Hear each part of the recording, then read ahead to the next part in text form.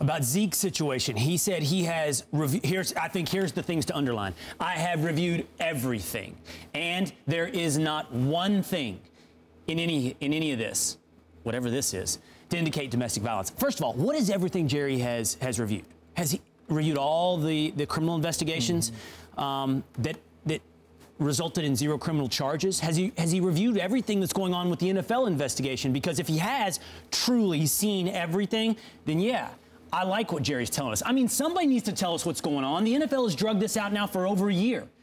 And I don't understand how the police in Ohio, the district attorneys in various places have come up with their standard is very different than that of the NFL, but come up with there is nothing here to move forward with versus the NFL keeping this open for a year.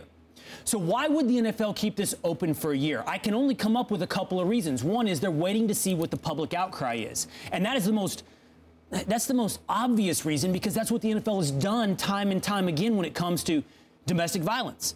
They haven't said, here's a consistent punishment that we're going to implement across the board. We did get a new baseline last year, but it was not proactive, it was reactive. And that's the whole point. Everything is done after the public outrage.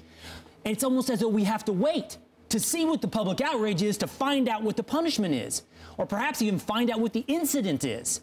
And so is the NFL just waiting to see, is the public really going to get outraged about something in the Ezekiel Elliott incident? The victim has yet to tell her, or the alleged victim has yet to tell her story. So are we waiting for that? And then the NFL is going to come out with its rebuttal or its support of whatever she has to say when it comes to evidence?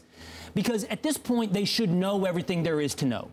I can only imagine that what's left is to wait for the reaction. And I think the NFL has to be more responsible in that and let us know the facts now. The tail doesn't wag the dog.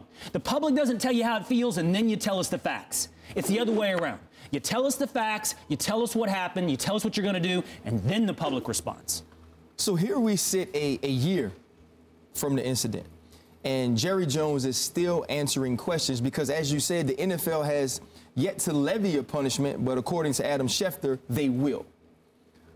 There were no criminal charges brought against Ezekiel Elliott.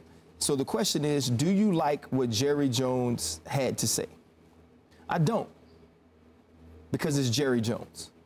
Because I agree that guys deserve second chances. I agree that people make mistakes and they should get the opportunity once they've repented for those mistakes, once they have paid for those mistakes and suffered the consequences of those mistakes, they should get an opportunity to earn a living. And Jerry Jones has given a ton of people that opportunity. Some of those situations have worked out well for the Dallas Cowboys. Some of those situations has worked out well for those players. So I appreciate him doing that.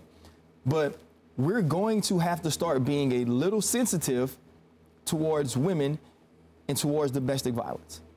I'm not saying that Ezekiel Elliott did anything. I am in the side of the camp that believes that he hasn't, that believes that because the criminal charges weren't brought against him, there was not significant evidence to say that he did something. But this young lady has yet to tell her story. So at some point, we're going to have to start being a little sympathetic, a little understanding of what some people may be going through.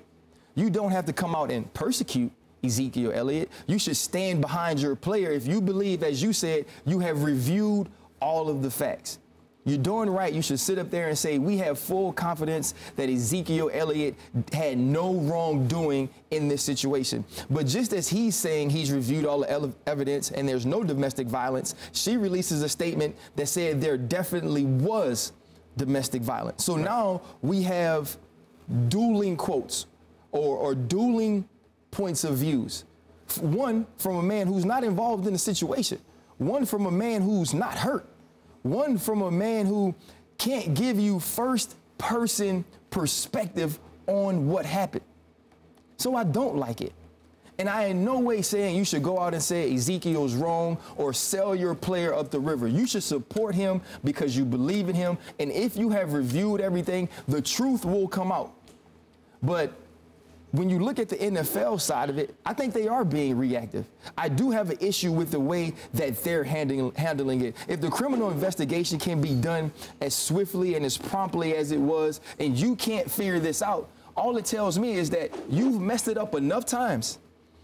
You've been wrong enough times, whether it be with Ray Rice, whether it be with Josh Brown, that you just can't be wrong again. And if it takes him playing 2 seasons, you want to be right. I don't think the public outcry for this is going to change because we're not getting new information. Well, okay, I like what Jerry said, as long as it's true, that there is no evidence, that there is 0 things in this testimony to rely on. If it's not true, then I don't like it. But you said, you know, we haven't heard from this alleged victim, this young lady. But you know who has? The law enforcement people in Ohio, the NFL investigators. And that's the point here. That's the point, that this testimony actually has been on record. This story has been told. The facts have been peered into. Evidence has been examined.